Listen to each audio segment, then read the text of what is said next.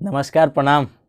हम गायक दुर्गेश दीवाना आप सब सौंसे भोजपुरिया श्रोता समाज के पैर छू के प्रणाम करते नहीं। और आज हमारा पहला शूट हुआ अपना नया ट्राईपोड और एमआईसी पर।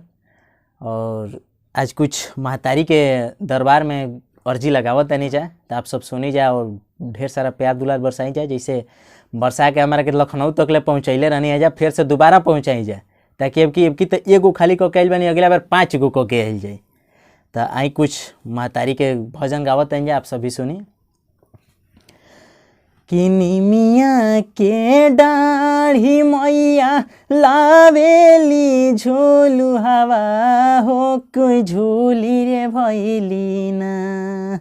निमिया के डाढ़ी मैया लावेली झोलू हवा हो, कि झोली रे झोली ना।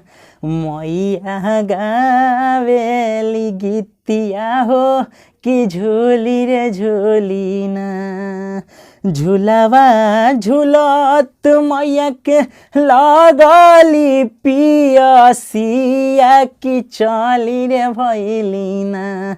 मलहोरिया आवासवा हो, कि चली रे भैली ना। मलहोरिया आवासवा हो, कि चली रे भैली ना।